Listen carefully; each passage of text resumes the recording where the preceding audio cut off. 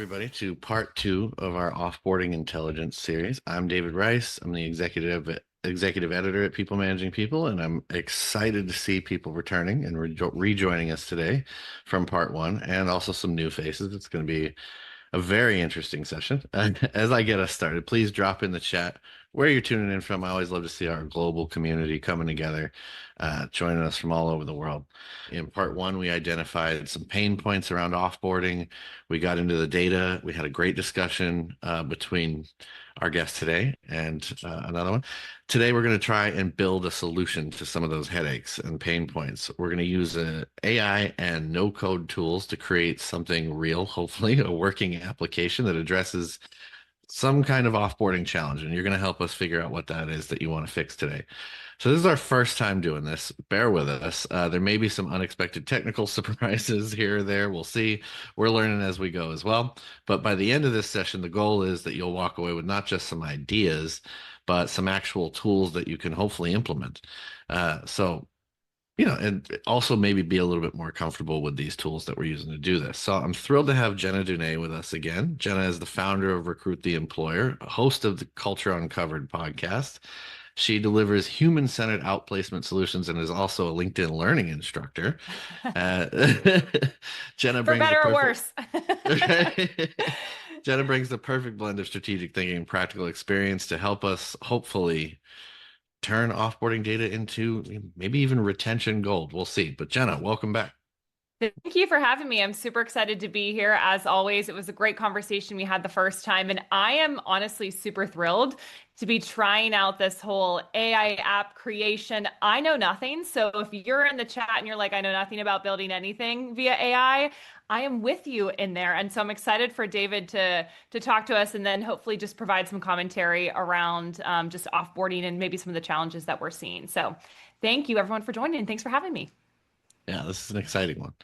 All right. So, let's kind of, well, actually, you know what? Let me ask you a question real quick, Yeah, because please. I noticed that you have a course about micromanagers, and micromanagers are one of the things that like really get me going, right? Yeah.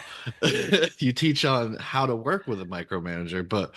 what's your one line sentence of advice for how to not Mm. be one? Mm. Stop being a control freak. That's my one line. See, that's a good one. Don't That was right there with don't be a mine.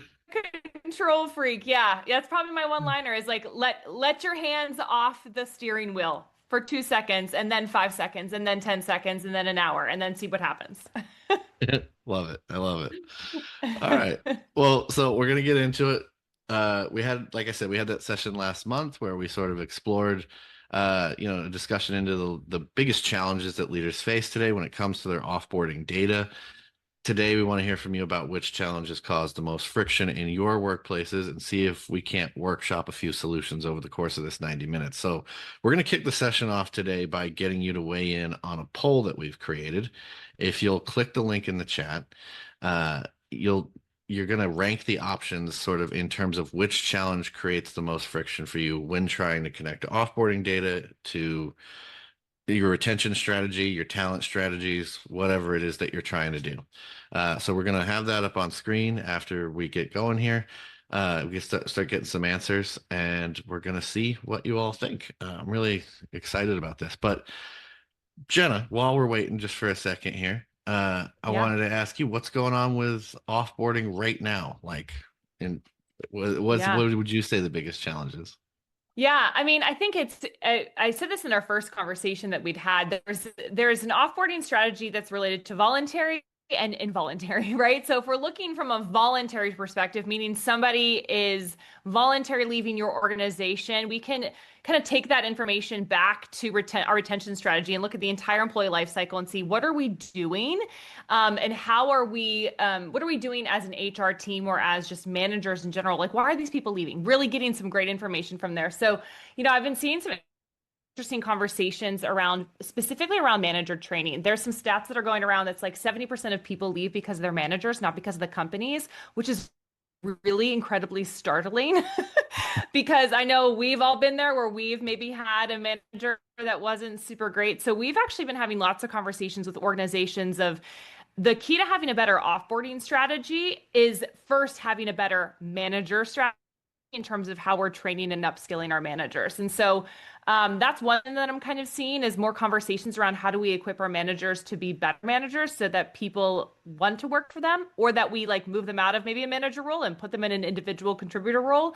And then on the involuntary side, obviously we're big proponents because we provide outplacement of just being more methodical and intentional with how organizations let people go, whether it's through a RIF or a layoff, or there's a strategic initiative happening where they have to let people go.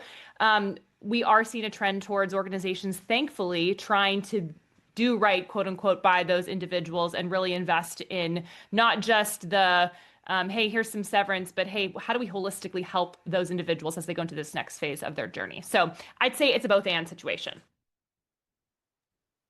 Yeah, absolutely. Um, okay. I'm curious, just as we sort of work out the poll here, I think we're Yeah. just waiting on a few more results. Um, we talk about exit surveys a lot. It's one of the things that comes up all the time. What's one of the most surprising things you've seen someone share in an exit conversation that you never would have guessed? Oh gosh. I have seen, oh gosh. I mean, I've heard, I have not experienced this personally, but about people sharing like things that are probably illegal, like, oh, this was going on in the team and then they had to address that. That's pretty egregious. Like that's something that we've seen that's pretty bonkers. So that's one of the things. And then I would also say that when organizations are going through that survey results, it's oftentimes the biggest issue I find, and maybe somebody can put this in the chat if they've experienced this too, is like it's not really helpful data because no one's going to actually be mean and say, well, this manager was really bad, or this is the problem, or this is the toxic person within the organization, or, especially if it's somebody internally, that's the problem. Most often, I feel like people don't actually share that information, but sometimes they do, and sometimes it can be pretty egregious. Yeah, I remember once I saw one that just said, "I don't like anybody here." I was like, "Well, that's helpful. Thank you for that." Um, okay. Super helpful. So it looks like what do we have here? Data quality is the. Oh wait, am I reading this right? Let me make it full screen so I can read it. I love what Tiffany just said as you're kind of getting some of that data. Tiffany said in the chat, most of the responses we get are very diplomatic, which I would agree is probably pretty standard for most people in the offboarding space. Because if you're a part of a small organization, yes, there's a fear of like, I'm going to be really offensive to this person. I'm going to have to hear about it later. Even if I am exiting, there's going to be this ripple effect. I really wish people would be more honest. I wish there was a way to ask some questions that are like, tell me for real what actually is going on, because if there is like a toxic individual within the organization, I just saw somebody post about this on LinkedIn, like the toxic person in the organization is the reason why the high performers leave. And so it was something that kind of went viral. As a friend of mine who posted about it, and I agree with that. I think it's really, really true. So anyways, yeah, I just love what Tiffany said there about just can be really, yeah, people can just be really diplomatic and polite. Yeah. All right, so we have our number one answer is data quality. That's not too surprising, I don't think. But I think that it's interesting that fragmented and siloed data and ability to create a clear action plan are kind of like right next to each other. They're both about I mean, it barely edges out. One barely edges the other out. So I think what we can do today is let's try to build something that really focuses it on those top three, Yeah, right? Okay. So with that in love that mind, idea. I'm going to try to, so I'm going to share my screen. And what we're going to do is, so in terms of building your prompt we're going to use a tool today called Lovable. Lovable is a pretty amazing no code tool, but you have to prompt it correctly, right? And one of the ways that I try to do this is to use another AI. Yeah. And I know that sounds kind of ridiculous, but actually AIs know really well how to talk to other AI systems, right? Yeah. So your ChatGPT, your Claudes, they understand what Lovable needs to see and hear Yeah. in order to sort of get you in the right direction of your goal. I also love that there's people that in the chat that were saying that they've never done anything with the no code tools. And I'm Yeah. just like, I'm really excited to learn from you because I know enough to be dangerous and which is nothing. which is next to nothing. So, yeah, this is awesome. And David, what are the best tools to build something? So obviously you're talking about ChatGPT is going to help us create a prompt, but you're using Lovable today. Like why Lovable? Why not a different tool? Are there other tools? I don't even know. Yes, there are. Okay, so we have one of the things I like about Lovable is it's a conversational AI. Now, there's a Okay. bunch of these. You can find a different version of something similar, but what it's essentially it's conversational. It can take what you're meaning to do, understand it, and then start to think about solutions and essentially code those solutions in real time. Yeah. Uh, Now, there's another one like say you want to automate a workflow. Okay. Lovable is probably not the right tool, but we could use something like NaN, like literally just the letters N, the number eight, N. Okay. What that does is it'll essentially sort of help you map out the workflow and Hmm. then make like plug in API, use APIs to plug in tools to help you automate it. So for example, like we did one during our company had a thing called Quest Week where everybody had to experiment with AI tools. And we did one where essentially I could go in Slack, talk to Slackbot and say, I would like a visual, a data visualization about this survey that we've run. Analyze the data, give me an executive summary of it, and make 10 content suggestions that you think could come out of that data. Yeah. And it would go in and it would look at it, and then it would do the executive summary, and then it would look at different content types that are performing across like LinkedIn or wherever, and then it essentially say, okay, here's a prompt to build those things. So it was just sort of like all I had to do was ask it, and then it would do Yeah. the rest. So you Interesting. can do a lot of really interesting things like that. Hmm. Um, yeah. So that's Yeah, no, that's cool. I think it's helpful for people because, again, I've never heard of N8N. I've heard of Lovable. I know lots of people use Lovable. I would love to see in the chat, as you're kind of getting some of this material down, is um, have you tried doing a quest type week with your organization? Because I love this idea. I think it's a really great idea to get people involved in AI within your organization, make them feel like they're a part of the conversation, not that they're going to be replaced by AI immediately, right? So, like, how do we use AI to make us better at our jobs? I think it's a great and a really fun thing that your organization does. So I don't know if anyone has tried that at their organizations, but if you have, I'd love to see that in chat. Or if you haven't and you've thought about it being, a fun thing to do, also I would love to see that in the chat. But Tiffany, I think, said that no, we haven't done this yet, but I think it's a great idea. So I honestly might post about this on LinkedIn because I think it's really fun and a great way to involve your organization with different AI tools. So, anyways, back to you, David. Sorry. no, no problems. What's interesting about it is like, I think all of us, right? We all tend to feel like, oh, maybe I'm not qualified to use it like this, or I don't Yeah, know what's the best way to use it. And that right. what that week did was it sort of tore down our perception of like, well, I can't do that, or that's too technical, or I Mm-hmm. wouldn't know where to begin. And instead allowed us the freedom to be like, okay, I didn't get it, Yeah, but by the end of the week, I figured it out yeah, because I had right. the time to sit and figure that out. You know what I mean? Yeah, So, and right. that is often, I think, a lot of us, our biggest hurdles, right? Is like whether you're in HR, you're on some other team, finding the time to get over a few of the technical hurdles. Like we may encroach one today if we decide that we're going to want to Mm-hmm. collect data in Mm-hmm. this tool. You have to, for example, attach it to a back-end database. Now that Right, sounds complicated, but actually Lovable will write you detailed instructions on how to do it. You can use ChatGPT to create the right. format and everything. And then within 30, 40 minutes, you've actually solved this problem, Right.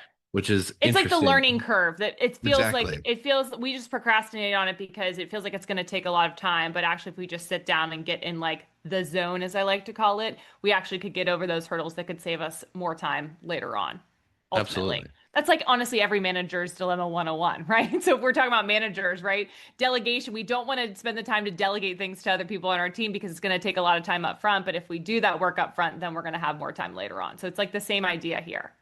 Oh, I love what Bree is saying in the chat. She said that we're exploring AI tooling and are encouraging our teams to think about how AI can enable their teams. We even included a question in our feedback cycle asking how folks are using it to help them with their day-to-day jobs. Yeah, I think that's a lot of things that I'm even hearing with HR teams is not even understanding how their teams are using it, or if their teams are using it, or if they're allowed to use it. Like there's all these questions from HR teams, from their people around how do we better utilize AI? Because there are so many tools out there. It can be really overwhelming to figure out what's the best ones to use, which ones do we use as a team, which ones is that individual just using by themselves, right? And so like trying to get a understanding of all the tools that are available can be really overwhelming. But I love that idea of just putting it in the a feedback survey of just, hey, what are you using to make your job a little bit easier? And is this something we should explore as an organization to get it for the whole organization? That's a great idea. Any other ways that the organization that you, if you're on the chat, that you're using AI, or even asking your teams how they're using AI? I would love to hear what different platforms, tools that your team has been using as well. So if you have any of those, drop those in the chat while Dave is kind of pulling this up. What are you doing here, David? Just give us So an idea. yeah, I'm gonna I kind of explain what the logic that goes into the prompt, right? So you want to Mm-hmm. explain to chat what tool you're using. So in this case, we're using Lovable. I'm telling it, Okay. write me a prompt for Lovable. It's focused for who? HR and people teams to make the most of their exit data. So we've got the tool, who's going to Okay. use it, the goal. Put that in the first, like start right there in the prompt. Yep. And then we want to get, I'm trying to communicate the key pain points here, which are data quality, siloed data, and figuring out how to create an action plan. So what does then need to be included in that prompt for Lovable to have a greater context to work off of, right? It should Mm-hmm. have some sort of organizational context. Like, is this part of a layoff? Is this a voluntary exit? Is it part of a Yes. firing? All of that. Will there be severance? All of this, right, is kind of matters towards it understanding what is going to come out of this data that you're collecting. Mm-hmm. And then what data sources. So my next part is I would tell it suggest to suggest to Lovable what data sources should be, oh, sorry, sources should be included, how to measure organizational needs. So like what is this addressing, right? Mm-hmm. Or what is the action we're supposed to take essentially. Mm-hmm. And then sort of what the UI should look like. Mm-hmm. So you want to have like if this is going to be usable, if this is going to be something that you're going to come back to and it's actually going to have value, It we all needs to have, know yeah. it's got to look and feel nice, right? Can't Otherwise be you're not going to ugly, use it. David. Yeah, this is why it took me Yeah. 15 years to get into Reddit because I hate the UI. Same. I'm still not on Reddit. I can't get into Reddit because I hate what it looks like. I don't know what Yeah, that says about me, but I can't do it either. I So just couldn't I'm do with it. you. Like, all right, so that users can glean the most from it without too much digging. So because we want to keep a level of simplicity, right? Or Mm-hmm. I'd also say, or needing to be a data scientist. Like you want to communicate to it specifically what I'm looking for here is like a level of functionality that like Mm-hmm. I can plug and play, right? Yep. So So again, the first step in this process to even build the app is to first go into ChatGPT and ask it to create a prompt yeah. to do Now the you can thing that you use want it to do. exactly. Now you can use Claude too. You can Sure. use any number of, Gen AI tools to do Mm-hmm. this. But you want to essentially communicate to that because what it's going to do is it's going to take you're going to have a ton of thoughts, right? You're Right. building this tool and I'm sitting here and I'm trying to compute like, okay, if we're going to address these two things, what do I need to know? Like what is the main thing I need to get to? So I've got all Yeah. these thoughts and now you can see I'm writing this paragraph. What chat's going to do though is it's going to take all of that and make it make sense so Okay. that it's like a very clearly communicated prompt to this very complicated tool that you'll Right. see in a minute is going to start to generate something that hopefully we can use. Yeah. So we'll see. Sometimes it doesn't happen on the first pass. It's like Yeah. you gotta give it a few extra things, but we'll figure that out as we go. All right. Uh, I want to add in here though, because one of the things we talked about it right up front, right? Tiffany's comment. People tend to be very nice, right? Or they Yeah. tend to be, maybe not totally transparent. So we should look to measure data quality and Yeah. honesty of responses within I this. And love if the that tool idea. can, so maybe the tool can generate like a grade, Yes. essentially. If Yes. it understands, again, this was a voluntary exit. This is a small company. This is, somebody that had all, you see what they say, and it can kind of Hmm. go like, they may be sugarcoating this. Yes. So, Okay. Yeah, that's super fascinating. Which, I yeah, mean, I think we know that when we're reading that information, but if you could put a grade to it, and maybe that grade yeah, could maybe be connected to like, is this person likely or unlikely to come back? Right? If we're talking about offboarding and connected to exit data related potentially to retention or like talent acquisition, if you're thinking about the whole entire employee life cycle, I wonder if there's a way for the tool to focus on that exit data and relate back to like, is this person likely to ever be interested in coming back here? And like giving a grade based off of that. So again, I just last threw time that out out, there at you, right? but I think that could be cool. Yeah. So, because Yeah. last time out, we talked about alumni networks, building them, Yes. Boomerang Right. employees. These are all Yeah. things that we're seeing a lot of right now Yeah. as, companies kind of over index on things, maybe jump to layoffs when they shouldn't. And so, Yeah. like, yeah, can we? I mean, I asked it here, can the tool create grades for this and provide a score for whether the person is likely to return slash become an alumni or Boomerang employee? Mm-hmm. So, let's just see what chat generates. Awesome. We're Has there using been five here. I don't know if we okay. have any chat GPT 40 devotees, but I think for something like this, five is perfectly fine. Yeah. Yeah. All right. So this is giving us essentially, this is giving Details. us a full, yeah, like the full details. Interesting. So this is going to be our prompt essentially, right? Okay.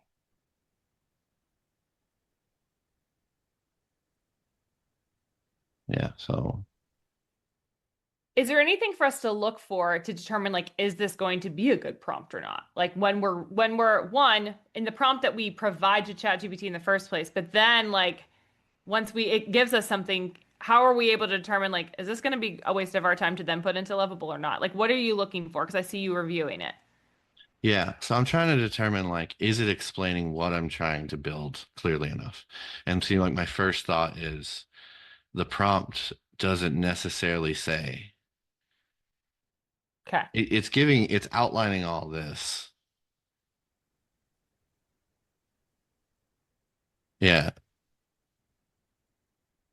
And now it's like, would you like me to also draft a sample user journey flow?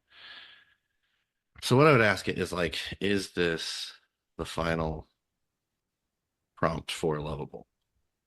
Because I think it lacks a little bit of context of like, why am I trying to build this? Yeah. So I'm going to tell it like, I think you can add more context around why I'm trying to build this and what I'm trying to build.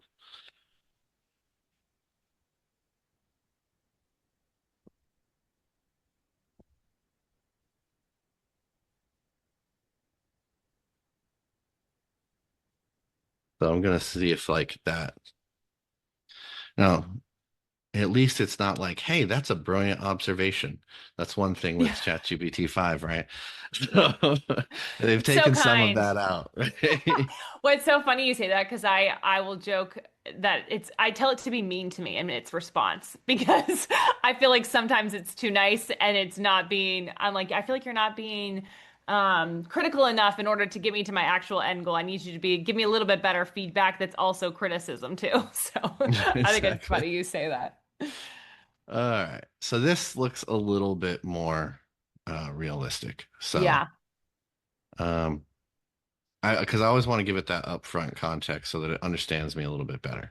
Yep. All right. So we look at a tool like Lovable. Here's my instance of it. And I can just copy paste that in, Okay. hit enter. And it's going to start saying, like, looking at the prompt and doing this spinning up a preview thing. Yeah. So, for example, like some of you in the audience may have actually seen that I built like a layoff impact analyzer. It was essentially like a thought exercise, right? So, what I was trying to do is, could I build something that you can put a whole bunch of data in, right? So, you'll Yeah. say you want to do a 40-person layoff, and you've selected the 40 people, or you think you have, and you're doing an analysis on like, what is this going to cost us? What is this going to be? Like, what's the damage to the brand going to be? Morale? Hmm. What are we actually going to save any money? Or is this going to have such a Yeah, project drain that it ends up costing us money in some ways because we then have to outsource or whatever? And so it's doing an so assessment good. of like, what are you putting in? Like, first of all, how big is your company? How much do you make in annual recurring revenue? Because I can't tell you if it's going to have a big impact if I don't have any context for what's big to you. Right, So, right. um, then yeah, like I said, how many employees? Because if it's 1% of your employees, maybe it's not going to have that big of an impact on morale. Maybe a lot, it's a couple people from this team or that team, but it's really not that big of a deal. Um, what is the severance cost? What's the time to get somebody, if you had to replace that person, how long does it take you to get that person up to speed and being productive? And ask it to analyze all these things. You can actually download it as a spreadsheet and just fill in a spreadsheet of it, however you want to do it. Or you can fill them out manually. You can answer things like, are these people from a certain classification, right? Like ethnic background, ability, whatever. Are they from like a certain group? It'll then just take that and it does this extended analysis and it gives you data visualizations and everything. And I couldn't believe it because the first V1 of this was built in one day. And Wow. I was in awe. I was like, I can't. And my first thought was, what's anybody going to do for work in the future? But but after I kind of calmed down off that for a second, I started to think, Yeah. man, the possibilities are endless though. And the thing is like if you're working in, let's say, a tech company, or you're working in somewhere that has a lot of engineers, you can spin up something that is like, here's an idea. Here's what it actually would look like. But I Mm, need you to fully make it functional. I can't build all yes. of this, all the right pieces, right? But if you have those assets at you can do a lot of the upfront work for them and make it like a reality that then they just Yeah. kind of have to fix or, play with a little bit and see, because the code isn't going to be perfect most of Right, the right. time. It's going to have some flaws, or it's not going to like plug and play nicely everywhere all the Hmm. time. Like for example, like the analyzer, when you look at it on your phone, it's a much different experience, right? Yeah. And I Yeah. would I Right. wouldn't say it's the best, but again, this is sort of like you can then challenge it to say, I need a more mobile friendly design. Help me Mm, spin up what that might look like. And you yeah. can try to do that. But again, it's sort of like you have to keep learning as you go and Hmm. figuring out how, what are the missing pieces? What did I not get from this that I needed to get from this? Um, let's see here. Yeah, that's really good. I mean, so obviously you created the layoff calculator, which I got a chance to look at and really loved. Tell me a little bit. Oh, this is bright yellow. I'm seeing So on my it end. does do this. Okay. So I'm gonna tell it. See, so for example, here, right? So it's made this UI where it's got this obnoxious color scheme and you can't read anything. Yeah. So I'm gonna say, please make the interface more plain. And Use you can simple. actually speak into this too, as well, right? You can Ultimately. pop this Yeah. chat function on. Yeah. I find that I'm a bad candidate for this because I rant and rave a little bit. So, Probably if uh, you're a mumbler, this would not be a good fit yeah, for you. But if you're articulate in some ways and you can put your thoughts together, it's probably is a better option. I do it like if I'm waiting for my kids to pick up in the car, instead of doing this with my thumbs and getting carpal tunnel, I will actually talk into my chat GPT and do that and try and get things populating faster. So absolutely. So yeah. now I Okay. So told it's it to thinking use for us. simple contrasting colors. We'll see what it does, right? Because Okay. this is part of what's fascinating about it. Like I've done things in here where I thought, okay, let's just see what it does. And then the first go was obnoxious. I told it to simplify. Now see, it's still using white text on this yellow background for certain things. It's using just bright yellow background. So I'm going to say make the background white and make all text a complementary color. All right, what is it giving us here? So I'm trying to, well, we can go ahead and do that, but let's see here. What is it looking at so far? What is it trying to tell us? So All right.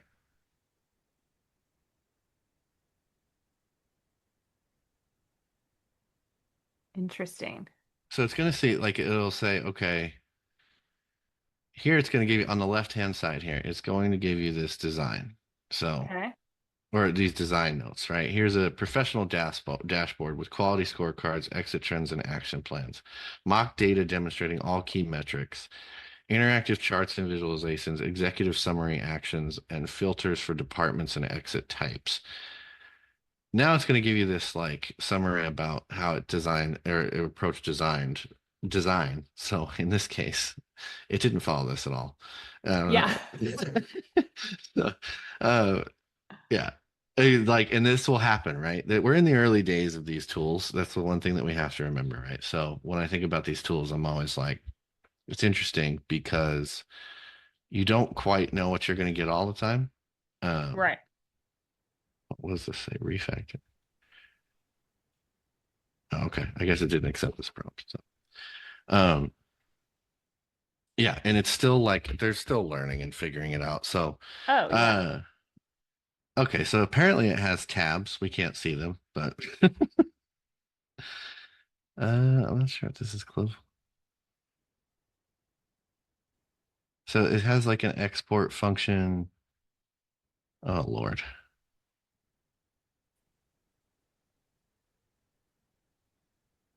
So what? Oh, see, we didn't even know that it had. I didn't know about you, but I I didn't even couldn't see see it. this exactly, right? I So couldn't see it. it's got. See, it's breaking these down into tabs. So I think what this ought to be. See, these are filters here.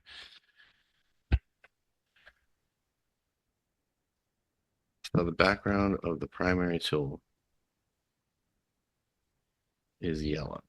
Please Mm-hmm. make it white.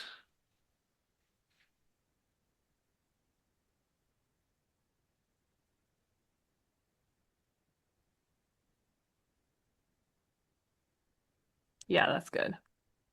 Yeah, who knew that was up there, that navigation? I did not. No, exactly. And it'll do this to you. Like it becomes confusing because you're like, hold on, Yeah. what? Yeah. Because now I'm like, I'm trying to see it in order to determine what information needs to be on here. So this is the part for me, honestly, David, when I've like worked with one of these tools. I don't know if anyone in the chat wants to share too, but like when I've worked with an AI tool, I get frustrated at this point where I'm like, can't you just understand what I'm doing, what I need? And I go into the rant and rave mode, and then I'm just like, ah, forget it, never mind. So like, how do you like power through? One. And how do you get, okay, Brisa, yes, yeah, all the time. I literally get so frustrated that I just like exit the conversation and I'm just like, ah, forget it. I'll just figure it out the old-fashioned way. Like, how do you power through? So you just have to be patient and you have to keep thinking about like what's the next level of detail that I need to provide. So like Yeah. in this case, I'm trying to tell it like it's still very hard to read. I'm sorry, I've got to get more specific. I can't just say the background because it's what's happening is this part up here, this exit data insights, and this body down here, this is two different containers. So when I say I want a Mm, white background, it just gave me the white background on the first container that it approached.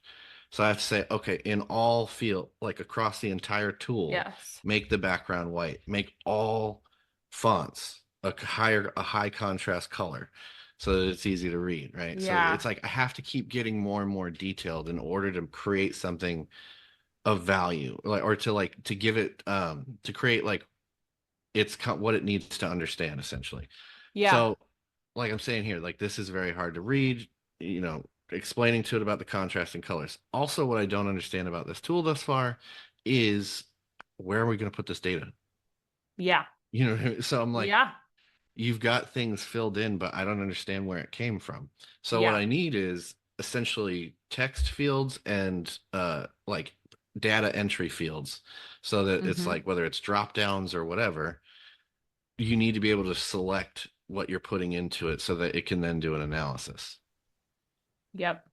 And the other thing that's interesting makes me think of when you're talking about this. I love Michael said, prompt it like it's a child. I actually Exactly. remember when I was a kid, though, there was an activity that we did. Tell me if you did this as a kid, where they told you to give instructions on how to make a peanut butter and jelly sandwich. Do you remember this? Did you have this at your elementary school where you had Yeah. to give instructions and someone did it exactly how you said to do it, but it never worked out perfectly because you didn't give exact super detailed instructions. I feel like this is a very similar exercise with these AI tools where you have to treat it like the peanut butter and jelly exercise as a kid where you have to give step by step and be super super detailed in order to get Yes. the exact outcome that you want.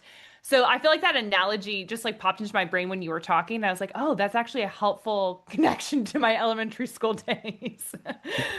No, exactly. That's exactly it. And like Michael said, prompt it like it's a child because it doesn't inherently understand everything that you need that you want it to know, Right. right? Yeah. So it's Can't gotta read our minds yet. exactly.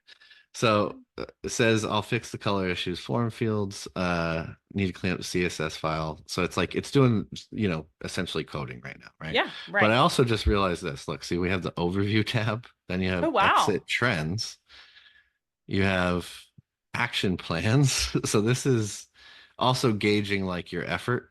So quick Yeah. wins, long-term impact. So now it's going to tell us, hopefully, it's going to give us a better usable, there we go. Oh, Now we're getting somewhere. excellent. Love Okay. this. Yes. This is So see cool. then, yeah. So you can start to you're starting to figure out like, okay, this is what it needs to hear. All right. So in here we have you're gonna, I mean, so like I don't think organization name matters. So this is interesting. You can go across different scopes. So you can analyze like company wide. So like if this is a layoff, right? Right. So let's say you've got voluntary resignations, only invalid. So you have your surveys. So this will also help you think about taxonomy, right? So you've got your surveys. Now you've got to organize them. So if you, let's say you use this tool and you go, okay, I want to look at involuntary terminations, specifically what did those people say? Mm. So we're going to select that. Mm-hmm. Uh, And okay. you're testing the tool right now, is what you're doing essentially. You're able to test it and fiddle with Yeah. it. So it's almost like You're, you're the user of it versus the back end piece of it. Understood. yeah, correct. So like here, it's giving me a date And it range. has So all dummy data in it too. Yeah. right now, yes. So like, let's see here. I can just say we'll look at the last 2 years. Let's say. So we'll select that and then just pick today. So what do we have here? So you can upload your files here. So you basically you could do it a few different ways, right? You could put all the answers structured in an Excel or a CSV. You could maybe, what I'll ask it to do is give us a template for this. So, Mm-hmm. and then you could structure it around that template. We'll do that in a minute. Um, and then in terms of the scope, we'll say specific location. So everybody in our Tampa office, for example, right? Like what have they Yeah. said? Because we want to know like how that site is performing. Or Right. is like what is the feedback about that site? Because Yeah. we're noticing on Glassdoor a lot of people, whatever. We want to do a bigger, deeper dive on that. Yep. Um, what's our goal? We're gonna look at long-term cultural improvements. I like that. That's interesting. And well, we would need some data here, but this Mm-hmm. is okay. So first I would ask, do we like what it's asking? Do we think that there's any other, and I would ask everybody weigh in the chat, please, or, you know, um, patience is definitely required, Tiffany. uh, but it can, like it has a lot of potential. So what I would ask everybody to put in the chat here is what do you think is missing from this, or what do you think we Mm. don't need? Like my first thing is eliminate the organization name field Yeah. because we don't need it. And then another question I would have is like for the analysis scope for these drop downs, like, is there a way to easily edit those, or do we have to tell Lovable to edit those? You talking about these? Yeah. Let's just say those. Like, oh, we need, yeah, like if we have different departments. than Yeah. the Okay. ones that they Yeah. provided. So you would have to tell Lovable there's not a way that you can edit it immediately with, Yeah, correct? exactly. Yeah. Well, you would just Okay, say, okay, I'm missing the following departments. So let's understood. see. Add two departments. Mm-hmm. Manufac manufacturing, legal, logistics. What's another department? I'm drawing a blank here. Marketing. Market. Well, I Marketing. think that was in there, I don't know. right? Oh, it already had it in Yeah, there. Oh, it's it got did. marketing, engineering, product sales, human resources. Trying to think what Yeah, I else. think that's good. Yeah, things like that. So you can say like, okay, we're gonna look Yeah, specific. We're gonna finance. I was add gonna those say, is things. finance on there? Nope. Yeah. So, or was it actually? I don't. It's a good question. No, I didn't see it. Okay, so Nope. there you go. Okay, so we add in like we can have the add those. In terms of exit types, we've got retirement, layoff, involuntary, voluntary. Is there anything that we need there? I feel like involuntary and layoff are somewhat similar, although I know you could be a little bit more specific around if it's a riff, if it's a layoff, like you could get more technical. So I don't know if the purposes of the data, if it's really necessary to split hairs there. I don't know, but I'd love to see what people think in the chat. Yeah, I think maybe added. Well, we can do that. So add to the exit types, reduction in force, uh, and then for involuntary exit, we'll. I mean, I don't want to, performance based. There we go. Yeah, right. There you go. And then you can so you can basically auto populate this. You don't have to fill it out. This feels repetitive then to me. So if we're gonna do the should we do let me ask you this. Do you think that these are valuable? So should we have longer ones? Should we just leave it to your custom date range and get rid of this? I think we should just keep the custom date range because it allows people to be a little bit more specific. Let's say they're seeing a trend in the Tampa office that, oh, I want to see if for retention, if we're getting a lot of voluntary people that are leaving after XYZ person started, right? Like you could be super specific on the date. So I don't even think we need those, yeah, the last 6 months, any of that. So I think just keeping the analysis time period of like customized would be good. So what that'll do is and I'm not sure tenure matters either, right? Mm-mm. Yeah. That will clear space on the top of this bar. So if we want to add some things, like for example, I mentioned having it create a custom template so that you can download it as a spreadsheet and see like it will already have all the fields. And then Mm-hmm. what you can do is if you want to test it, and that's what we're going to do, is we're going to ask chat to fill those to analyze that spreadsheet and give me data for all those fields that I can then upload Oh, into interesting. this. And then we'll be able to tell like what is it showing. Yep. So we're getting there. But again, Okay. bear with me. No, it's good. This is a good process, I think, for people to see because I've actually never watched somebody else do it. I've just only watched myself fiddle around with it, which is, slightly embarrassing. So I think that this is, again, just super helpful to see how you prompt it, how you get it to produce a little bit closer. It's kind of like we're moving the needle like a quarter turn each time, essentially is what's happening here. Yeah, And then, exactly. yeah. What questions I'd love to see in the chat too, if you have questions on he's doing or why he's doing certain things, put those in the chat. I think that will be helpful even to guide our conversation to just see what questions you have, or if you've tried it with maybe creating a tool yourself.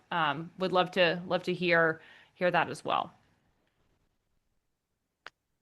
It's good. So specific. With a space cleared at the top, create a spreadsheet template with all the necessary data fields. I'm interested to see that part because I almost can't visualize it yet. So I'm almost like, should I be even more specific? Um, Mm, because I'm like, is it going to stick it up by where it says exit data insights? sure.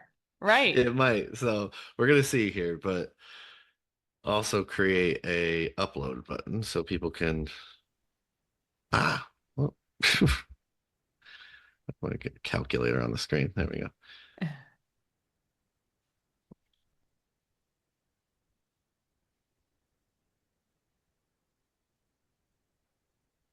So good. I'm like thinking of different ways I can create different tools like this.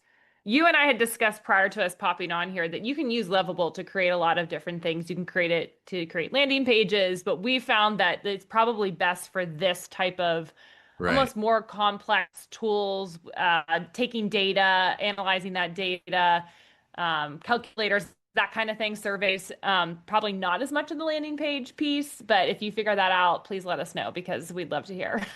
All right. We both can't figure it out. I've given it quite a bit to do. So I'm going to go ahead and see what it does around these specific tasks. So this is interesting too, because I think you know, it's asking you here to basically select data sources to include. So you're going to tell it like here's what I'm giving you, which is fascinating because it's saying, do you want to give us your like to use your HRIS data, engagement surveys, all of this, and if any files that you can provide from those, you can then upload here. So that's interesting because it's going to then pull that into the analysis. It's also asking you here for additional context and notes. So, tell us about your organization, recent changes, specific areas of concern. This is good because here you can actually tell it something like why you want to know this information or what it is that you're actually looking to glean from it. Oh wow, it did that fast. See, and this is the other disturbing thing is it just will get Wow. quicker. It will get quicker and quicker. So, all right, where did it go? Oh, see, it's up here. See, I told you it was going to put it at the Yeah, top. you did. You did say that. You called it. You like can read its mind now. No, it's you work with it enough, you're like, uh-huh, I see you. I see what you're doing. Okay, so this generate analysis report button. So is not a button. So we need this. Okay, make. Yep.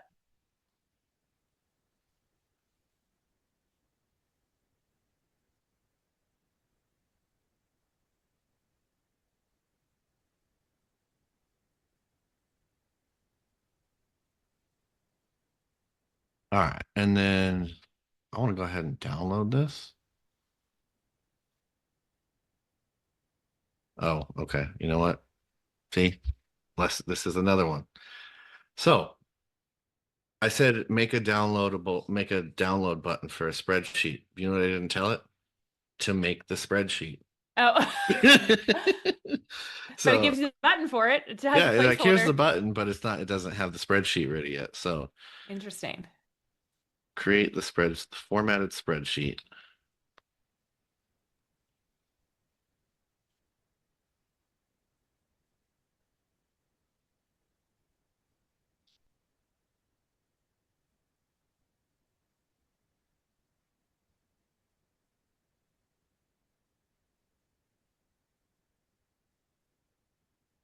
We'll do .csv file. Well, actually, no. I'm going to leave it because what it'll do is it'll offer up like CSV or Excel. Yeah. So you can Yep. choose whichever one you're more comfortable working in. Okay. Okay. Okay. I did want to ask. Let's see here. Sorry, I'm going to pull up my notes for this. Oh, okay. So, has anybody here made a change based on exit feedback that improved retention? What was it, and how Mm, did you measure success? I'm curious if anybody has seen this, or just has a good example, maybe a little anecdote that they'd be willing to share with us. Put it in the chat. Jena, have you seen yeah. anybody a good example of this? I have seen uh because we live in the outplacement space and because we often do involuntary separations, what we have seen is organizations who maybe didn't handle a layoff in the best way and they get like the exit data. Obviously, they're not asking people, how do you feel about this layoff? Because the answer would be, it's terrible, it's awful, why are we doing this? But they are getting kind of some of the downstream effects of seeing Glassdoor and then taking that information back after a layoff and utilizing it to create a better strategy for offboarding for involuntary reasons. For voluntary reasons, I have actually seen organizations when they do get good data, right? Like I've seen one organization in particular when they got some good data, they've actually let somebody go because they saw a trend happening, which is like really interesting. Um, they use that data to like inform, hey, we're having a problem with this one employee, and so we need to let that person go because all of our higher performers are leaving because of that. So I'm thinking of like one in particular in my brain right now, which is kind of nuts. So, um, but also I have seen another organization where they've taken kind of that survey data and then they have used it to be like, okay, we need to require more like training and development opportunities because we're realizing a lot of these people are leaving because of professional development reasons and they don't feel like there's an opportunity for themselves to grow. And so I've seen some organizations do that as well with that exit data. So, um, some very personal and some very not so personal pieces. All right. All right. I did add our other fields, our other Okay, nice. departments. We've got our primary analysis reasons. I like that it has cost analysis and ROI. Okay, so let's see if chat has returned to me with a spreadsheet. Says it's analyzing. So I just come into chat and I say like, hey, can you look at this spreadsheet? I need dummy data for about 25 employee exits. Analyze the spreadsheet, provide all Yeah. necessary fields. The reason for this being like, if there's a problem with the spreadsheet formatting, chat's going to say like, this needs redoing, and it's going to recommend what it should look like. Interesting. Then you can take that recommended version, go back to Lovable and say, this is the version that needs to be available for download. And Got then it. it's so you're refining what it's creating, but you're using chat to do it. So this is kind of a way that you can go back and forth between the two and start building Mm-hmm. things that are, a little bit more complex. But like I said, again, patience is the key here. So like with this Yeah. tool, if you wanted to start saving your data, now I don't think that's necessary in this because you're already going to have it saved. So really all it is just packaging it up in the correct way and then putting it into the system, right? Mm. Mm-hmm. For if you wanted to, so let's say you want to do an interactive employee survey and you're going to build it in here. You're going to want to save all the responses, right? You're going to want to Right. know, like, how did people rate this? And it's going to need to be created in a way that you'll have a spreadsheet and then you can just feed that spreadsheet to something like chat or Claude and say, give me an analysis of this. Give me like an executive summary of these findings. Yeah.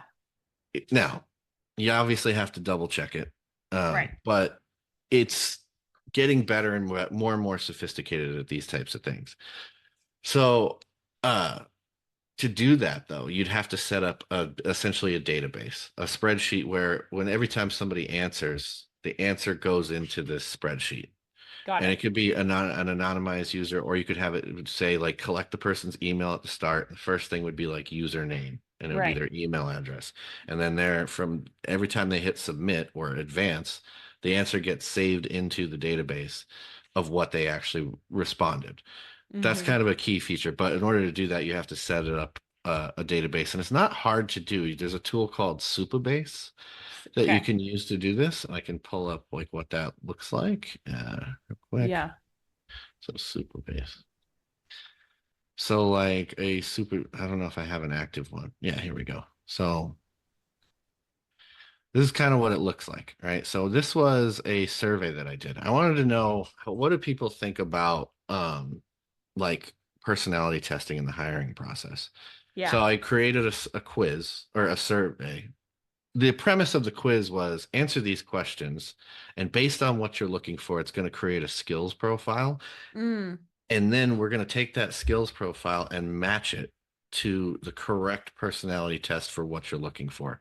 Because the idea that, like, you can just use Enneagram, no, that's not how these things work. That has no science behind it, right? Yeah. Yeah. So Yeah. there are ones that do have a fair amount of like rigor, scientific rigor to them, but it may only be really for leadership. it doesn't apply to like an Yep. entry level engineer. It's not going to help Right. you find that person. So, based on what you're looking for, here's the right sort of thing. Mm, So that was the quiz. The survey was just me asking you some questions about like, well, what do you think yeah. about this? And so, you'll have like an anonymized user. Here's like them rating the effectiveness of personality tests in their opinion in the hiring process. If you had to make a suggestion for improvement, here's a text field for that. And then I want to know a little bit about your org size, like your industry. Mm-hmm. Who, in other words, who's using these things? And you can kind of get a sense here of like, here's some common pain points, like less generic Yep. results. Yep. And so like it's collecting all of this information, and then I can download this as a spreadsheet and go, okay, 35% of people who responded said that it was, they needed to better ties to business outcomes. And 40% of the people who are using this to hire are in tech. Like you can start to do like an analysis Be of it really like that. specific. Yeah, and hone in on like what is the actual story here. Yeah. So that, but again, it's possible, but it's one of those things like in order to do it, you have to tie this back end to it. It's not super complicated, and you can get the AI to give you very detailed instructions on how it works, but it's just a It's process. tedious. It's a Yeah. tedious process. Yeah. Understood. That totally makes sense.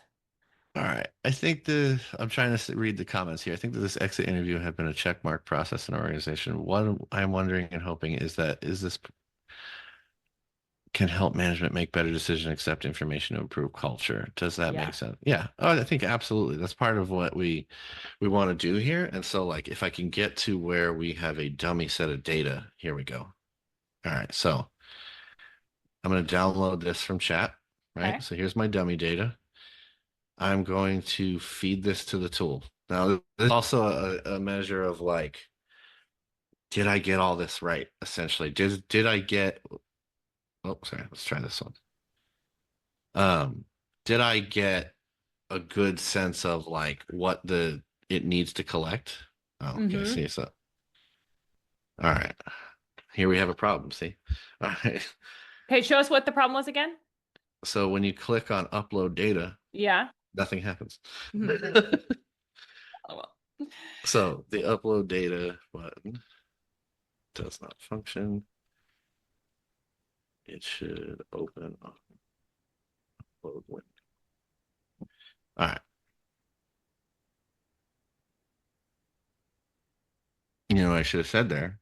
So again, see, I'm going through all this again for like the third or fourth time when I'm remembering things. I'm like, well, I should have said there is I'll it should open an upload window. And once I Mm, select a file, it should feed the data into the analysis system. And so that all I have to do at that point is select the optional fields. And interesting. because You're then just it will go, oh, okay, so you've already understood. provided everything else that would be in these Yes. upload data files, right? So, and maybe, you know what? Let's actually also Check. try it there. Let's check it there. One question for you that's kind of related to this, but I noticed at the bottom, I know you can do this with ChatGPT, but like let's say you have a specific format in mind that you want it to look like your organization, like it came straight from your organization, it's kind of like private labeled, whatever. Could you like upload a screenshot and say like this is the flow or the template that I'd want it to mirror? Can you do Yeah. that? Or send them like another link to something else and say, I want you to mirror this exact flow of how this goes. Okay. Yeah, you can. It can analyze text, image, audio, Okay. video. So you can also, yeah, like if let's say you have a dashboard that you really like, but then, somehow it got screwed up. Somebody did an update and now it just looks like ridiculous. Your Yeah, performance management data now doesn't tell you half the things it needs that to. you needed Right. to know. If you Right. had a screenshot of what that looked like, you can feed it to the system and actually what it will do is create the thing, right? Yeah. Uh, so I think I uploaded this. Let me see, did it actually go through to the system? See, no. Okay.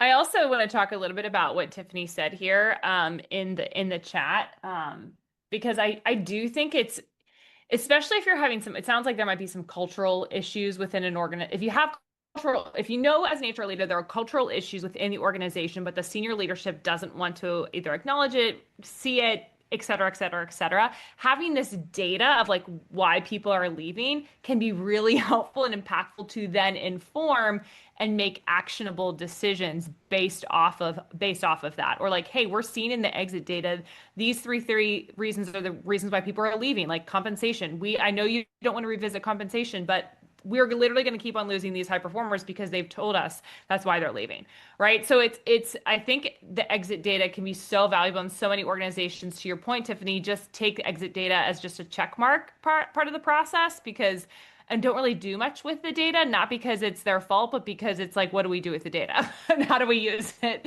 And how do we make it valuable, especially if we feel like the data isn't really um, honest, to say the least. So, how are we doing over here? Not too bad. All right, so I'm asking it to, when the user hits the button, uploads a file, it should then appear in this upload data file section, like as part of a list, right? So if I want to upload multiple files, that's fine. Um, and then yeah, I also want it to be. I'm just telling you, all that should be left for us is to select the primary fields. Now, I also Yep. noticed down here that it's got this focus area.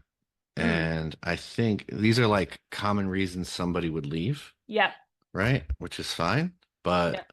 there should be an option for all. Yes. Or other? What about other? Because like, what if it's not related to one of these things? Yeah. Sometimes people just leave because of like life change. Like I use the example, I'm a new mom times two. Like maybe they're just left because you know what? I just want to stay home with my kids. Or maybe it's I have to take care of an aging parent, right? So like maybe it should be doesn't need to be that specific all the time, because it might not be, that data might prove that it's not actually anything the organization can do to solve that problem or to Absolutely. keep that person. So we'll see here is, and it's like, so one of the things that'll happen with this that you'll see is like as it starts doing this, like you can always look at the last thing that it did by expanding one of these files. Okay. So these are all like little explainers. You can always, it's just, it'll give you a little summary and like it can actually show you the code if you want to see the code. If you know a lot about it, that I don't know anything about I that. know So nothing. yeah, So I this would don't be even look at useless. it. So yeah, you can just do that. You can kind of like see some more details. I'll try to, let's see here. Let's look at maybe this one. This is going to just show you like, oh, this is like always give you the last version. So this is a Yep. new version. Okay. Did it make that a report? It didn't make that a button. Okay. So let's see here. Let's try uploading our dummy data. Okay. Let's do company wide. We'll look at involuntary terminations. Um, long-term cultural improvements. We'll just select a date range. The last year. Okay. So did my file populate here? Oh, it says it uploaded successfully here. Ah, there it is. Okay. Uploaded Yep. files. See Okay. it. Yep. So additional context or notes. And then do you want to add a custom analysis question, which is an interesting Mm-hmm. approach. So So it gave you didn't tell it to do that specific thing, to give you a custom analysis question. It just decided it was a great idea. yeah, well, it started looking at like what are you trying to do? Yeah. And so essentially like it's adding things that it think would make sense. Yeah. So, so here How helpful of AI for us. What a great brainstorming partner. so I'm gonna say for this, like instead of a analysis question, I'm gonna give it this, right? Now there's a bunch of different ways you can do this. Yeah. We'll try, let's just see what we get if we get anything. There's one data source, but select it. What do you mean? See, this is the kind of stuff that comes up. Okay, Yeah. so But it's basically like you're a developer. You're dealing with the bugs that are happening when you're building out a tool, but you're just doing it as chat being the one who's going to solve your problems. okay, so when I hit generate report. It is getting smarter before our eyes. It's amazing, right? Yeah, a little freaky, but yes. As we're watching this, I would love to see in the chat if you are watching, what idea, obviously we're focusing on exit data here, but I would love to see like what other tools are you starting to think, oh, I wonder if Lovable could help me create blank. Like what would that blank be? I would love to see that in the chat of what like yeah, I would love to see what tools you're kind of like brainstorming on. Or even David, if you've seen as you're kind of going through this, like what are some of the tools you're seeing people, like what are ideas? Because sometimes we just like don't know what we don't know, and we Yeah. don't think it can solve a problem or a challenge that we're having. I think that's where I actually struggle with is not necessarily like, yes, the building can take time and it's super time intensive, but like what's the idea and can that solve for it? I feel like sometimes it feels like it's such a sometimes a big problem that it can't actually be solved by trying to build something. Yeah, I mean, sometimes the answer isn't to build something, it's to do Yeah. something better, Yeah, right? right.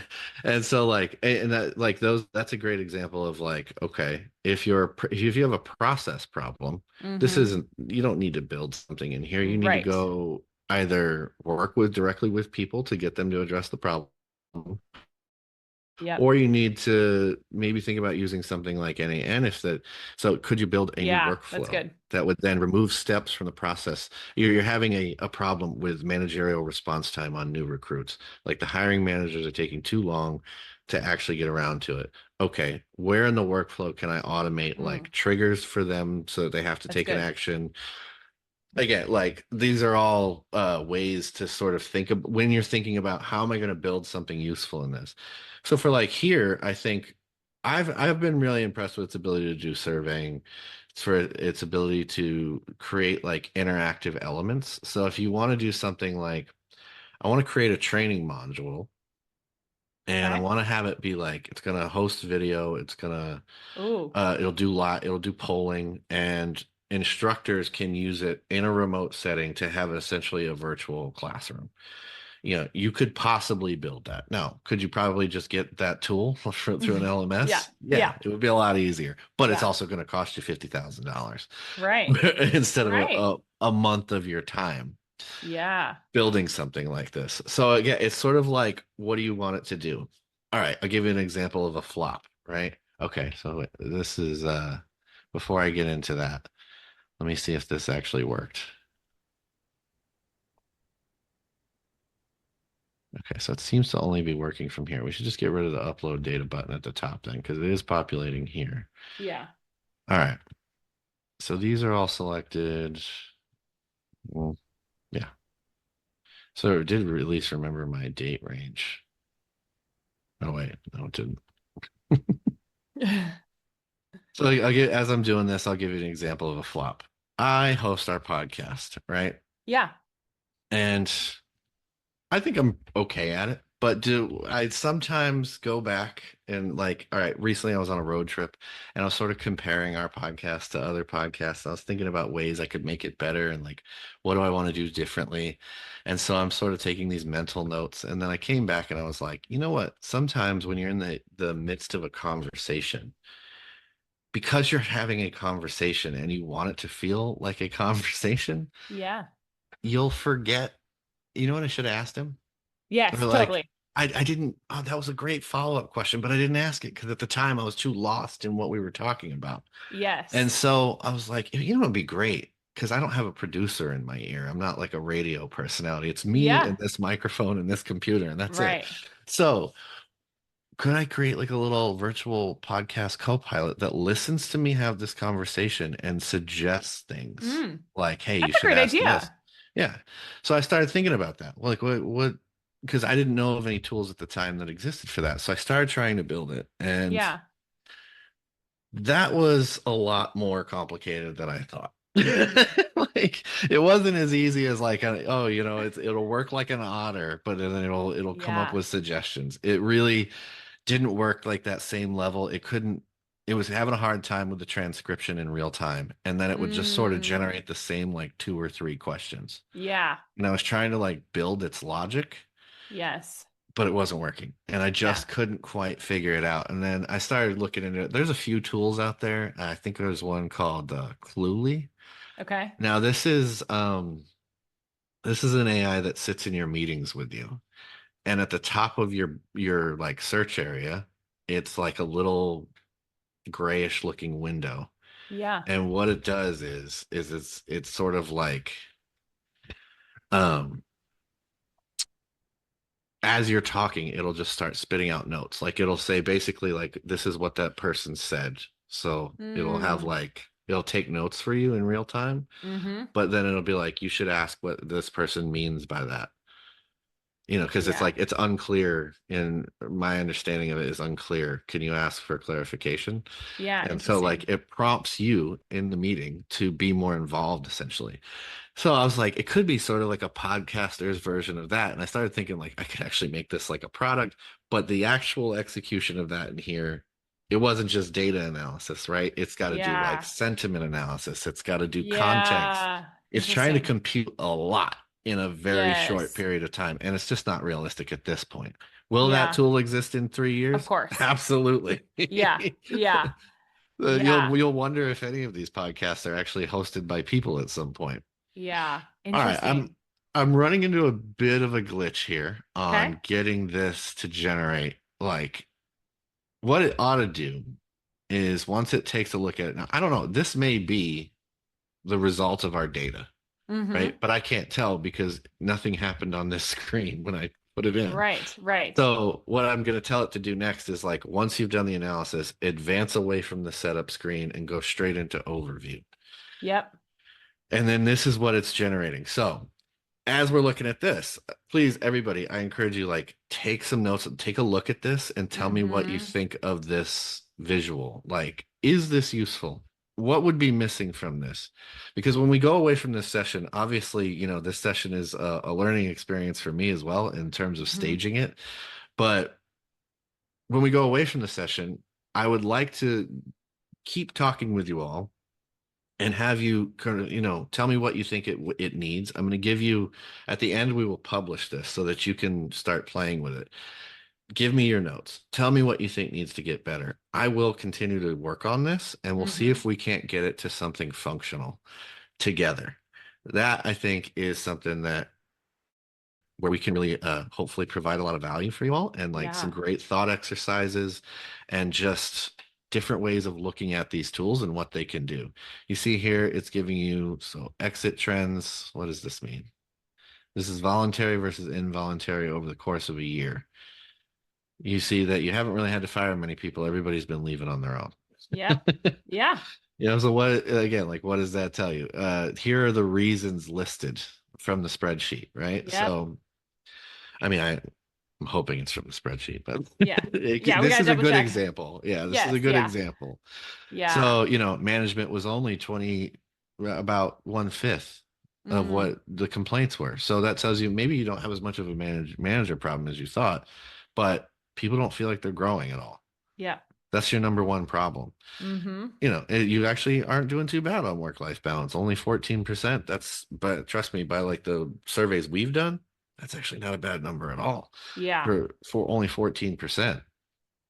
So, it's going to give you your quick wins here, like review It's good. compensation bands, do a manager training program, and, try to improve the process of your exit interview. These are all like nice little action, Yeah. items that you can take away from this, and But then I like the hopefully, action items because it's not helpful to have just a bunch of data without anything to do.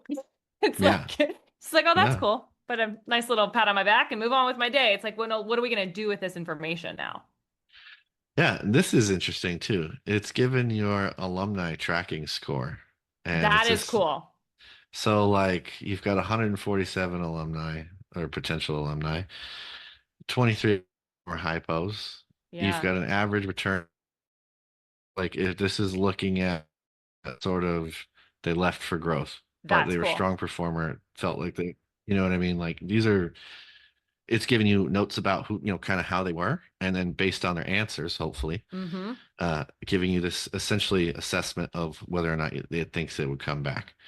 Now, we're obviously this is V1 of this tool. We have to refine this. We only have Yeah. 15 minutes left. I want to open it up for Q&A to anybody. See if you all have any thoughts or just questions about how I did this, or what else is possible. I'm open to it. I'll continue to work on this. Like I said, I'm happy to yeah, open it up. If you have any questions for Jena, please ask. Go ahead and do that. But I'm gonna also just sort of ask you, like, what were your impressions of this? I know it was a bit messy because, like I No, said, I it's haven't good. done this before, but curious on your thoughts on it. Like, do you think this is something that's valuable and like doable for most people in people operations? I do think that I think what seeing somebody else do it is the most helpful piece because you're like, again, I don't know what I don't know. I don't know where to start. I don't know how long is too long that it's taking time. Like, I don't know how much patience I need to have with this thing, which is showing that, and actually would ask you the question back of like, let's say with a tool like we just started, right? Like, what is a reasonable amount of time that it would take to get to a point where we feel really confident sharing it with somebody else on our team? Like, how much Yeah. time are we talking about? And obviously, we get better, it gets better as you learn how to prompt it better, all of those pieces for sure. But, like, generally speaking, what can we expect in terms of like time? I'm gonna say you're gonna need like in the area of 30 to 40 hours, right? Yeah. And I'm just saying, like, because I know how my HR folks are, right? Like, you're gonna Yeah. want this thing to have some rigor to it before you show it to anybody. Right. But in order to get it to that point, it's gonna be a lot of like you going back and forth with it, telling it like this is not good enough. This Mm-hmm. doesn't tell me what I need. When you display this, you've got to show me this. And if you have Yeah. a paid account with one of these things, Yeah. then it's great. You can do, I could probably never use all the prompts in one day. But if Yeah. you don't have a paid account, it goes by pretty Really quickly. fast. I tried it Yeah. yesterday. I tried it Yeah. yesterday before when we were preparing for this, and I tried it yesterday. And I was like, oh, well, I'm already done. So, Yeah. Yeah. but the paid Exactly. account, to your point, is gonna allow you to do It way will more open with up it. much more possibility. Now you Yes. can build it in a free thing. Like I built that survey that I was showing everybody. Sure. I built that with the free version before I ever Mm-hmm. started paying for it. So Mm-hmm. you can do it, but it's just you're gonna have to be patient. When you run out of things, you're gonna wait till the next day to start back up.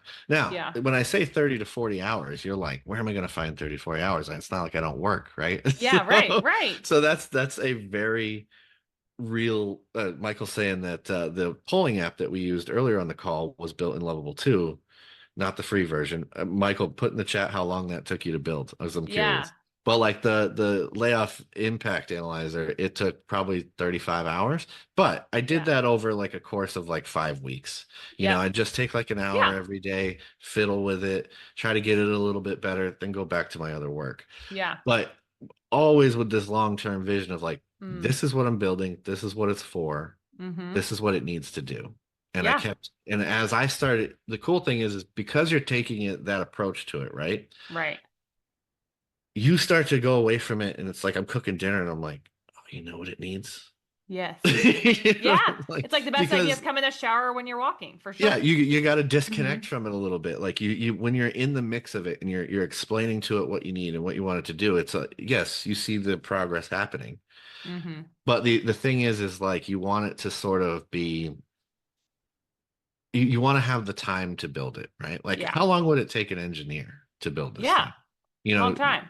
it'd take a long time. You've eliminated the coding part for the most part. Yeah. So Yeah. now it's just like concepts, UX, content experience. Like what Yes. what do I get out of it? What does this person see when I go to my executive team and I've showed them these things that it's Mm-hmm. created? What are Mm-hmm. they actually supposed to take from that? Yeah. Like, is it valuable? Yeah. So those are the questions that you're going to be like constantly sort of evolving your thinking around. Mm-hmm. And like I said, with the layoff thing, I changed it probably, I don't know, a dozen times over the Yeah. course of those 35 Right. hours. Like Yeah. where I was like, oh, you know what we need? And I'd tell it, and then I'd be like, no, no, the reason I'm asking you to put this in there is, and we go Yeah. through it, right? So it's yeah. Yeah. That's Set really aside like a cool. 5 to 6 week timeline where you're going to Yeah. really embed yourself in trying to create this thing because it's not you might get to a version one of it in like 15 hours or so, or Right. less, Right. but you're going to end up finding ways, unless it's something simple like a form. If Right. you've got like an interactive form with text fields, Right. that's pretty straightforward. But if Yeah. you've got something that's like what we're doing here, where there's going to be a lot Yeah. of data analysis, context setting, understanding the organization, Yep. understanding why you want what it is that you specifically want to look at, it's got a lot to consider. And Mm-hmm. that's all before you even get to the UI, which you can Yes. see Right. was a major hangup because for the first 10 minutes we couldn't even read Yeah. it. Yeah. No, it just made me think of like what are different ways that I could even use it of this whole process. So we do I mentioned the manager training portion, but we license out our manager training. So if a company doesn't want us to come in and do the full program where we facilitate it, but if they want to facilitate it themselves, they can license our content. Well, the one issue that I've been having is there isn't an LMS that I could use to allow people to just have access to it and then me take the information away, right? When their contract's up, or I'm going to pay an exorbitant amount of money. And so I'm thinking to myself, is there a way for me to create a platform, a page where that team has access to it for the next year? And they can have access to all of our content, similar to what you talked about. And I can create that page basically for them, that access to that, and then take it away at a certain point in time. So you've got me even thinking for our own company how we could use it. But what I actually did when you were talking was I like went into ChatGPT and I said, "Hey, I'm working in Lovable and I want to brainstorm 20 different apps I could create as an HR leader that I could use at my company. We have less than 250 people. Think about the common problems HR leaders face." And it came up with like hiring and onboarding ideas, came up with Mhm. employee engagement and culture ideas, performance and feedback, compliance and admin, well-being and retention. Like it came with a lot of really cool ideas that if you need ideas, if you're someone that is on the HR team that you're in the chat right now, but that's a great way to even just start to brainstorm of like what could I create and what could I use this for? Yeah, one of the ones that I half thought about just making us do today. I actually wanted to leave it up to the audience and see like Yeah. what is the biggest pain point and can we address that during this session. Yeah. In future ones of these, maybe I'll just like pick Yeah. something, but there was one for like an action playbook. Mm. So it looks at your surveys. You just Mm-hmm. basically put yours. I was thinking like we could have it put the surveys in a zip file, Mm-hmm. feed it the zip file, and then it would just basically suggest targeted retention interventions mapped to each theme. So comp review cycles, Yes. manager training, flexible work pilots, all these different things. And Yeah. here are like targeted interventions based on what your surveys are saying. Mm-hmm. And then also you could it prioritize them based on cost, effort, projected impact, all of that, Right. and give you some kind of analysis of that. I think that potential is there for something like this. So if Yeah. that's like something that, you'd think would be valuable, I mean, it's a possibility with a tool like this. It's something to think about. Yeah.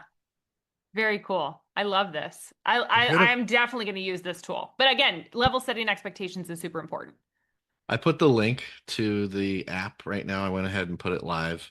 Obviously, we have some functionality issues, so I'll continue to work on that as I get time. But come back to it, please. If you can bookmark it and play with it, It's email good. me with suggestions like, "Hey, I watched the session. This is what I think you should do." Yeah. Please. I welcome your feedback, your ideas, and then let's see if we can't build something together that has some utility for you and maybe helps you do something with some of this stuff, some of this data that is sitting around and right Yeah. now has been hard to action on. Yeah, this is really good. I love this. This was really fun for me. So thanks for letting me be a part of it. And hopefully for our other members that are on here that also are curious, AI curious, if you will, and want to get more involved with the world of AI and just don't know how to use it. And so this is a really great idea. Now, I know the question is going to be out there. What's happening with my data when I put it into this thing? Mm, Uh, obviously you're going to want to do your homework a little bit on how yeah. Lovable, tracks that kind of stuff because like Yep. obviously a lot of AI tools you don't really know how it's governed, but I think from what I've seen with Lovable, it's pretty good. They have pretty good Mm-hmm. policies around it. They don't um and then like in terms of like who can see the actual responses. So let's say you're collecting information Mm, who can see into the super base. It's really just you. Yeah. So it's fairly, I would say it's fairly secure. I think that you could, obviously investigate these tools, have a good idea of like what it is you don't want it to do, Yeah. as well as what you do want it to do. But, in a case like this where we're not saving your information or anything, it's Yeah. not going to be used again. The thing that you want to make sure that you have with a tool like that is a way to repeat the data. So Mm, like this is why the spreadsheet template is so valuable, right? you're right. So one of the things I would look to add is, let's say I added 5 roles manually. Mm, There is a button down there that says load previous step. I'm going to say load previous iterations. got it. Or you can have it downloaded as like a JSON file or a Mm-hmm. CSV file, whatever it is, and just re-upload that and get right back to where you were. Because what's going to happen is you're going to go away from the tool Mm-hmm. and it's going to reset. Yeah. So Interesting. Right. Exactly. It's yeah, it's if gonna you want to get reset. back to where you were, because you're like, well, I Yes. wasn't done yet in processing Yes. all of that. This is a great way to like, so again, but those are the things that you're going to have to think about is like, Yep. what happens when so like I did the other one, the layoff impact Yeah. one, right? So there was a survey at the front of it. You had to answer these like 5 questions to Yep. unlock it. The problem that I was having, what I didn't realize at first when I published it, is if you exited off that page, you had to do the whole survey again, even though you already Yeah. submitted your answers. Interesting. So Yes. it was like, okay, I got to tell it like you got to have to collect a cookie and remember that person so that you don't prompt them to do the survey Wow. again. Interesting. So you really do have to think through all the little itty bitty steps. It gives you a lot of appreciation for developers. It does. I once read this book. It's called The Design of Everyday Things. Yeah. And if you ever get a chance to read it, it's a That's it's great. a fascinating book because it goes into inane detail on like who designed the door. Yeah. And Right. why did they design it that way? So But like, fascinating. here are the questions that the door designer had to ask themselves and Mm. then like provide answers to. And so it Yeah. starts getting you thinking in a way of like, if I was going to make this, like, how would it actually, what would be the mechanism that caused this to get me to this point? And it would just like, it builds Yeah. your step-by-step thinking out so Yes. that, when you go Yeah. to do something like this, Yeah. you're better ready. Yeah. So, That's good. I love that. Yeah. I'm going to check out that book for sure. Michael, thank you for dropping that in there. This yes, was thank you, super Mike. I fun. appreciate that. This is super Well, I hope fun. everybody had a good time. I hope this was useful. I know we didn't get to as far along on the tool as I would have liked, and I know that we didn't maybe build something that was super impressive in this hour and a half. But this kind of gives you a little bit of an idea of like what this is like. So I think for Yes. our next one of these, maybe we will do some polling beforehand. Please be on the lookout for that. Yeah. We'll send it to you in emails or via our social media, whatever. Um, and we'll build a base version that's functional first, and then we can start to refine it from there. That's Because cool. some of the most important work that you do with these tools is those Mm-hmm. refinement stages once you actually Yeah. have a working prototype. That's when you really get into like, here's how I can go a layer deeper. Here's how I can add more meaning to what it's reporting back to me. And that is, I think, what I would aim to do next time. But hey, Yeah. I'm learning like all you. So Yeah. I love it. I love it. I love it. It was super fun. all right. Well, thank you. And I appreciate everybody coming in today. Be on the lookout for our upcoming events. We're looking to do more workshops. We want to do more of these interactive things. We've got one planned with a company called Next Arrow Mm. around having difficult conversations. Ooh. And it's going to be really cool. We're going to have it be a workshop where like you have to do role play and we're going to try to Wow. develop a tool. Let's say sort of I started working on a difficult conversation simulator. Wow. I want to see that one. It's interesting. I will say Yeah. that. Yeah, it's I actually got it to a point where I'm having a conversation with it about performance. Yeah. The scenario is this person's been late on 3 deadlines and Yep. now I've got to like Have the essentially conversation. have a Mm-hmm. conversation about it and they're defensive. And so it's like there's Mm. different personas. There's like the one that agrees with you but like doesn't really want to Do take any anything. action. You know Yep. what I Uh-huh. mean? Yeah. So yeah, like I'm building that out. Hopefully that's like a tool you can take away from that session. A lot of cool stuff coming up. sign up for the Love it. newsletter, be ready for announcements, and we hope to see you again next time. Until then, thanks. Awesome. Thank you, Jenna. Thank you.